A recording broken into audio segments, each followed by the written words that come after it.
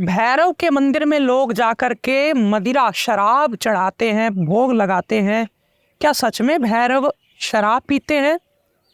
इसके पीछे क्या आयुर्वेद और हमारे ऋषियों के ग्रंथों का यथार्थ प्रमाण है, अथवा तो कोई अपने मन से ही लोग ऐसा कर रहे हैं?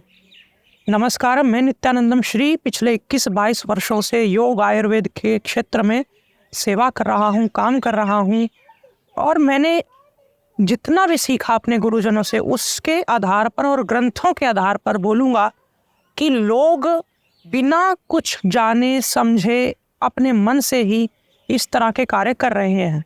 आयुर्वेद में भगवान शंकर से बड़ा योगी कोई नहीं और आयुर्वेदाचार्य कोई नहीं है। भगवान शंकर ने आयुर्वेद का संपूर्ण ज्ञान माँ पार्वती को दिया। माँ पार्वती ने आगे रावण को सिखाया। रावण ने फिर एक ग्रंथ लिखा अर्क प्रकाश। उसमें बहुत सारी अर्क बनाने की, मदिरा बनाने की, आसव बनाने की विधियां बताई गई। मदिरा से यहाँ भ्रमित ना हुए, ये मदिरा बनाई तो वैसी ही जाती हैं जैसे आम नशा करने वाली मद या शराब बनाई जाती हैं, लेकिन ये नशा नहीं करती, क्योंकि इसके बनाने के पीछे आयुर्वेद की औषधियाँ इसमें डाली जाती हैं। बहुत सारे ऐसे पदार्थ मैं आपको बताऊंगा, तो वो सब डाल करके बनाया जाता है जिससे कि रोगों का निवारण होता था।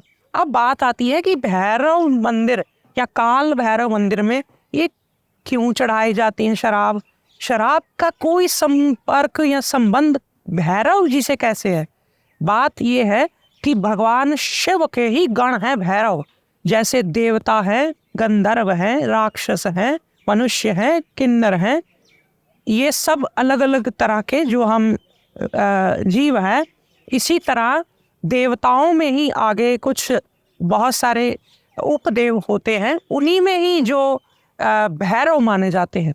भैरव क्या करते हैं? भैरव एक तरह की भगवान शिव की डिफेंस फोर्स रही है या फोर्स है।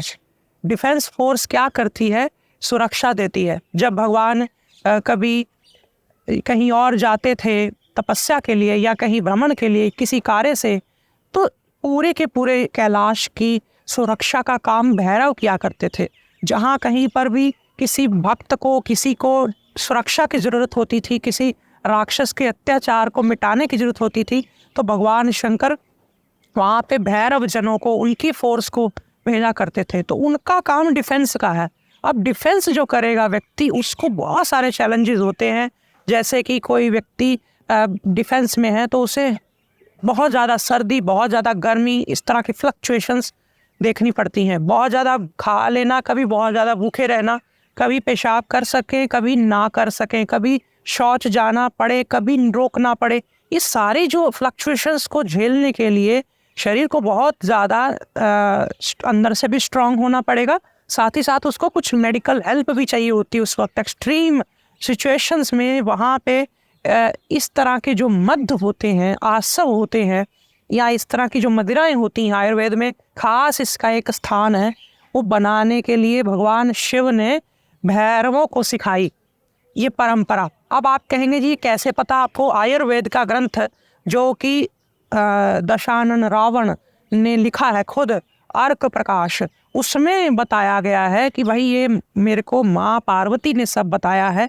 क्योंकि एक बार रावण गए, जा करके माँ पार्वती को प्रणाम किया और बोला कि जैसे आपका पुत्र है गणेश, आपने अपने तेज से और भगवान ने अपने तेज से इसको पैदा किया, मुझे भी ऐसी कोई विधि सिखाओ जिससे कि मैं अपने पुत्रों को पैदा कर सकूं बिना मैथुन के, बिना भोग के, बिना संभोग के।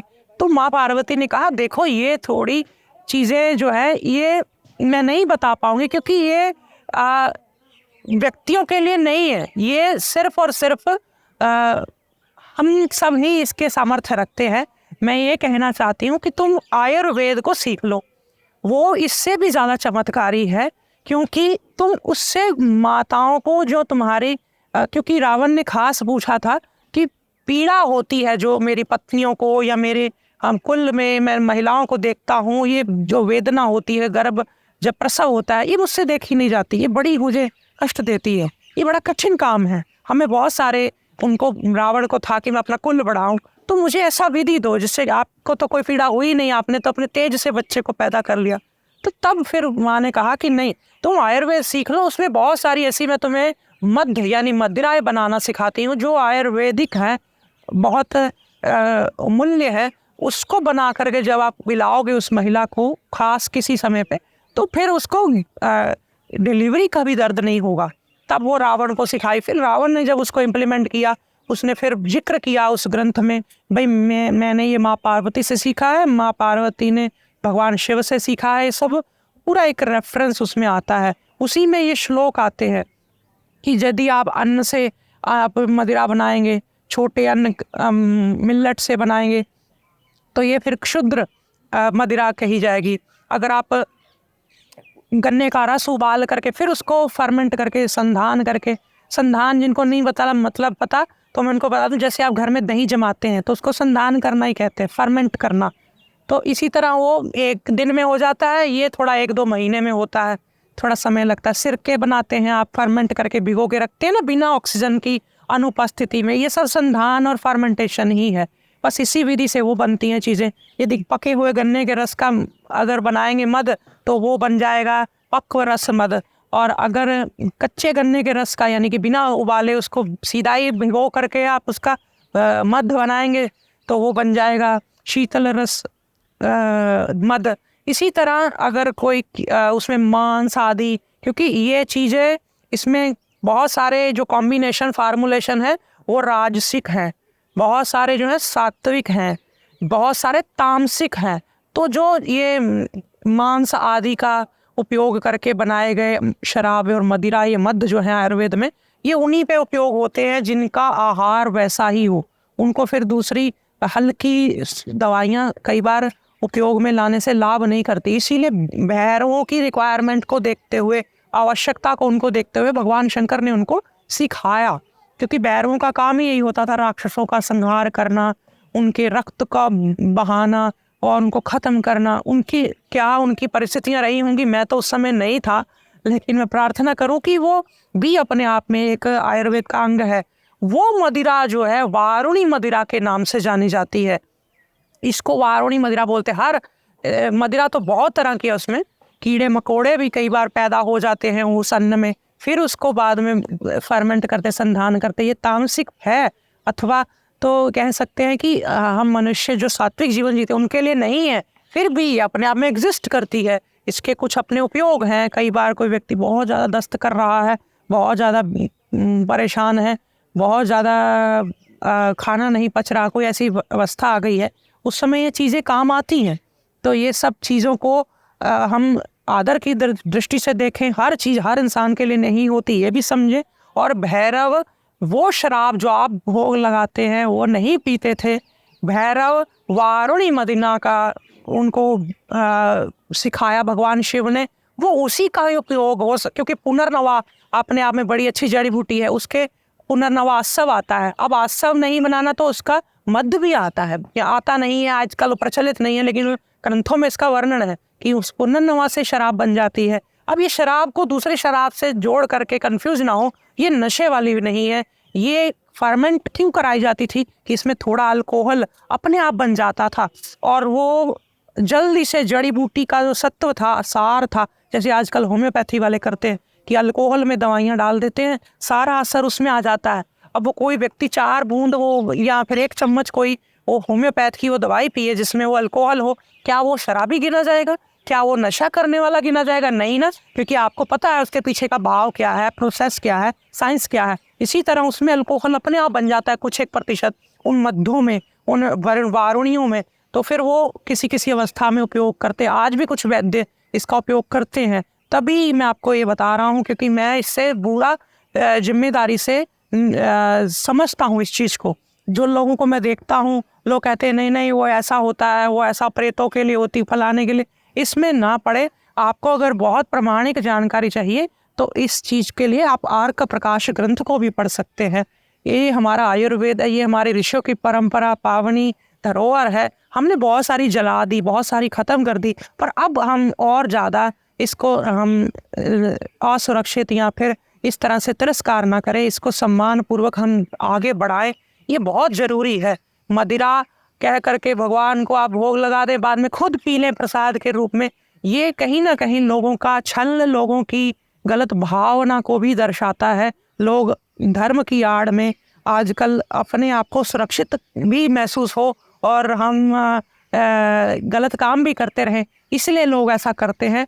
मद्य आयुर्वेद का अभिन्न अंग है और रहेगा, और भगवान शिव ने उसे बड़े विधि विधान से आगे परंपरागत रूप से भैरवों को, ब्रह्मा जी को, माँ पार्वती को, आयुर्वेद को आगे बढ़ाया, रावण को आगे सिखाया। तो ये चीज़ें अब तक बची हुई हैं। कहीं ना कहीं हमारे पूर्वजों की, ऋषियों की बड़ी इसके प्रति श्रद्धा निष्ठा है। आप भी इस निष्ठा को आगे बढ़ाते रहेंगे, यही प्रार्थना।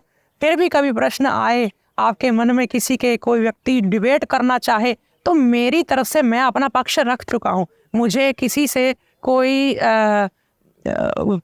व्यवहार के रूप में भी, या यूँ कहूँ कि मुझे डिबेट में नहीं बढ़ना है। आप जानो, आपका काम जाने, आप अपनी जगह सही। अगर आपका कोई अलग मत है, मैं अपनी जगह। मैंने आयुर्वेद के प्रमाण के रूप में ग्रंथों के श्लोक आपको सब इस वीडियो के आप ऊपर मैं प्रदर्शित कर दूंगा, जिससे कि आप लोग इसको पढ़ें, आप ग्रंथ भी पढ़ें, आपको पता चले कि सच में भैरव शराब पीते थे या फिर वो वारुणी का सेवन करते थे, वो भी औषधीय गुण के लिए, स्वास्थ्य के लिए, आरोग्य के लिए, निरोगता के लिए, किसी परिस्थितियों से लड़ते वक्त अपने आप को समर्थ बनाने के लिए। आज फिलहाल इतना ही।